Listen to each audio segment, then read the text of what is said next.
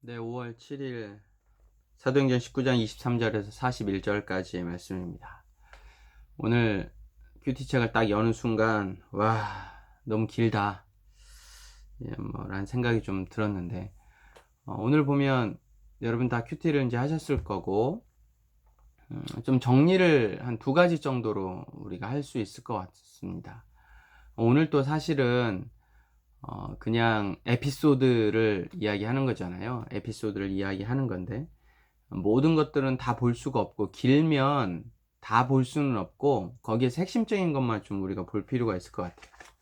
오늘 말씀 23절에 보면 그때쯤 되어 라고 이제 이야기를 하면, 우리가 큐티를 할 때 관찰인데 그때쯤이 언제일까 대략 생각해 보면, 이제 그 앞장에 보면 21절부터 22절까지의 내용이란 말이죠. 이거는 뭐냐면 당시 에베소에서 어느 정도 복음이 다 전해졌다. 이제 사도 바울의 3차 전도 여행의 핵심이었던 에베소에서의 사역이 이제 마무리되어진다라는 거죠. 그리고 나서 아시아를 넘어서 로마로 가야겠다라는 제 생각들을 좀 하고 계획들을 세우는 그때쯤 되어, 이 도로 말미암아 적지 않는 소동이 있었는데, 이제 즉 24절에 즉 이 소동이 뭔지 어떤 건지를 24절부터 40절까지 41절까지 쭉 이야기를 하고 있죠.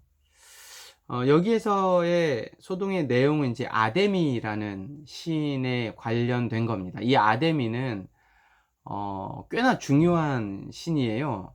이제 에베소의 수호신이기도 하고, 그 다음에 제우스의 딸이기도 하고, 이게 헬라어로 가면, 아마 그리스어로 가면 아르테미스라는 이제 신이 있죠. 이건 이제 아폴론 해의 신과 쌍둥이 남매란 말이에요. 그래서 뭐 사냥, 뭐 달의 신, 뭐 여자의 신, 출산의 신, 뭐 다산의 신, 뭐 여러 가지가 있습니다. 아무튼 아르테미스 정도는, 이게 올림푸스의 12신 중에 한 명이기 때문에 주신이죠, 주신. 주로 메이저 신으로 취급을 받는 사람이기 때문에, 신이기 때문에, 한 번 정도는 그냥 상식적으로 여러분 한번 검색을, 저희 4천만의 친구 네이버에게, 아니면 또 카카오에게 한번 물어보시면 좋을 것 같아요. 자, 그래서 이제 아르테미스가 그렇고, 요 에피소드에 제가 본 두 가지 이제 커다란 건, 하나는 26절부터 시작되어져 있는 더메드리오의 이야기예요. 더메드리오의 이야기. 우리가 여러분 성경을 볼 때 직접 인용문과 간접 인용문을 통해서 복음의 메시지를 찾는 거예요. 직접 인용문을 통해서, 간접 인용문을 통해서. 근데 이제 오늘은 더메드리오가 말은 했지만 이거는 직접적인 하나님의 메시지는 아니잖아요. 바울이 이야기를 했다든지 예수님께서 말씀하신 게 아닌 간접 메시지를 통해서 우리가 찾아볼 수 있는 건 뭐냐면, 26절에 보니까 사람의 손으로 만든 것들은 신이 아니라 하니 라는 게, 자기 스스로 간접적으로 이제 이야기를 해주는 거예요. 사람의 손으로 만든 건 신이 아니라는 거죠. 우리가 깨닫는 건 사람의 손으로 만든 건 신이 아니에요. 또 27절에 보면 우리의 이 영업이 천하여질 위험이 있을 뿐 아니라 라고 이야기하는 것 자체가 간접적으로 우상을 만들고 우상을 숭배하고 하는 것들이 천한 일이라는 사실을 그들이 스스로 이야기를 하는 거예요. 그리고 돈벌이를 위해서 신의 모양으로 빚어가지고 돈벌이를 위해 팔았다라는 것들을 그들이 스스로 이야기를 하고 있어요. 이제 이게 오늘날 누가가 성경이 우리에게 주는 이제 깨달음이라고요. 역설적으로 그들의 입술을 통해서 무엇이 옳고 무엇이 그른 건지를 우리에게 이야기해 주는 것들이 하나가 있고, 두 번째는 35절 이하에 보면 에베소의 서기장이라고 하면 로마 관리예요.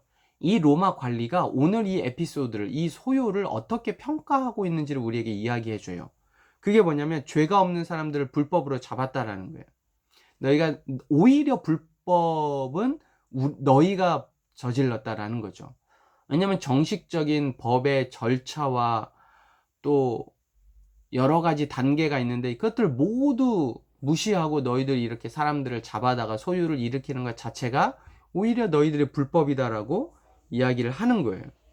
그래서 로마의 법이, 특별히 로마가 어떻게 바울을 평가하고 있는가, 전혀 불법적인 건 없다라는 거예요. 종교적인 부분들은 우리가 관여할 수도 없지만, 그러나 법적으로 보더라도 문제가 없다라고 이야기를 하고 있어요. 오히려 40절에 오늘 아무 까닭도 없는 이 일에 우리가 소유 사건으로 책망받을 위험도 있고 우리는 이 불법 집회에 대하여 보고할 자료도 없다. 예를 들면 이런 일들이 어떻게 일어났냐고 이야기할 때 보고할 수도 없다라고 이야기를 하고 있죠.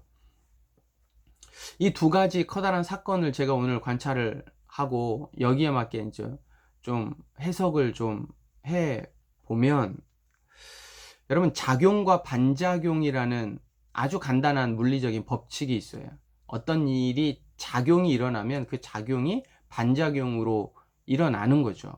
반드시 그렇습니다. 그 크기는 똑같습니다. 잠깐 중간중간에 조금씩, 예를 들면 뭐 마찰력이랄지 여러 가지 중력이랄지 이게 있지만 작용하면 반작용은 반드시 일어나요. 우리가 스스로에게 한번 물어보면 좋겠습니다. 우리 안은 죄성으로 가득 차 있어요. 우리는 죄성으로 가득 차 있다고요.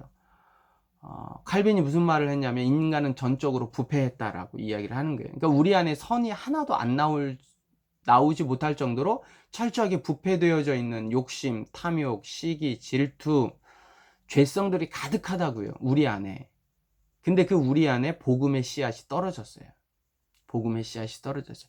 당시에 에베소에 있는 바울이 오기 전에 그 모습이 우리의 모습이라고요. 우리의 본성, 죄성이에요. 근데 바울이 에베소에 도착했고 그곳에 3년 동안 복음의 씨를 던졌어요. 우리에게 어떻게든지 복음이 들어왔다고요. 우리 마음 가운데. 여전히 큐티를 통해서도 복음이 들어가고 여러 가지 성경 공부든 예배를 통해서 우리 안에 복음이 들어간단 말이죠. 우리 안에 죄성의 복음이 떨어졌을 때 작용과 반작용, 소요가 일어나게 되어 있어요. 에베소 사람들에 의해서 당시에 소요가 일어났던 것처럼 우리 안에 이 죄의 본성이 계속 작용, 반작용의 모습으로 온단 말이죠. 내가 뭔가 선한 일을 하려고 할 때 우리 안에 죄성은 방해합니다.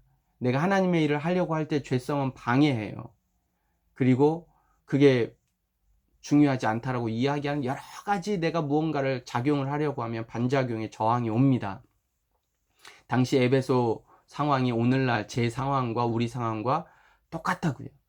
이때 우리가 소동이 일어날 거냐 아니면 적당히 묻어갈 거냐, 이게 이제 우리의 고민입니다.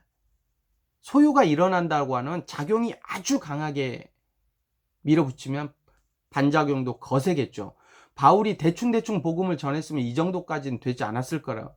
생계의 위협을 가질 정도로 수많은 사람들이 복음을 듣고 그의 삶이 변화되어져서 우상을 버릴 정도의 강한 작용이 있을 때 그들이 반작용으로 저항을 해오는 건데, 우리의 삶이 어떤지 하나님 앞에 내가 대충대충 신앙생활 하고 있는지, 적당하게 신앙생활 하고 있는지, 그러면 우리 몸도 적당하게 뭐 이 정도는 봐줄 수 있어 이렇게 가겠지만, 우리가 정말 하나님 앞에 헌신하면 헌신할수록, 말씀대로 살면 살수록, 오늘 하루를, 아니면 여러분 돌아보시면 내가 얼마나 말씀 가운데 살았는지, 아니면 내 몸이 이야기하는 그냥 내 죄성이 그 정도는 괜찮다고 생각하는 정도로 우리가 살았는지 한번 돌아볼 필요가 있습니다.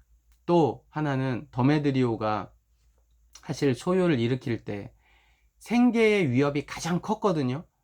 근데 그것만을 이야기하지 않고 뭐라고 이야기를 하냐면, 백성들을 부추길 때 27절에 보면 우리의 이 영업이 천하해질 위험이 있을 뿐 아니라 큰 여신 아데미의 신전도 무시를 당하고 그 다음에 천하를 위하는 그의 위엄이 떨어질까 하노라. 제가 볼 때는 사실은 돈 때문이거든요. 근데 변명을 하는 거예요. 아데미의 신전이, 그의 명성이 떨어질까 한다. 이거를 보면서 사실 우리 자신의 모습들도 돌아보는 거죠. 내가 사실은 진짜 하고 싶은 건 죄의 본성이기도 하고 욕심이기도 하고 탐욕이기도 한데 애둘러서 변명하는 거예요. 신앙적으로도 그렇고 영적으로도 그렇고 이런 것들이 꽤나 많이 있습니다. 나는 믿고 있는 사람인 것 같고 뭐 그러니까 이 정도는 괜찮지 않을까라는 여러 가지 타협점을 찾아요. 그 타협점 중에 하나가 어떤 영적인 부분이라는 거죠. 그래서 그 부분도 제가 오늘 이건 영상을 찍다가 생각이 난 부분이에요. 변명을 할 때 진실되게 뭔가 하지 않는 모습들을 보면서 괜하게 어떤 신앙을 핑계 삼는 모습들이 우리에게 있지는 않나 라고 생각을 좀 해봅니다. 짧으면 짧고 길면 긴 오늘 본문 말씀을 통해서 여러분 잘 생각해보고 우리 안에 작용과 반작용, 우리 안에 영적으로 소동이 있는지 아니면 적당하게 그냥 가서 소동이 없는 채 신앙생활을 하고 있는지 이 세상을 바라볼 때 여러분 잘 깨닫고 오늘 하루 승리하며 갑시다!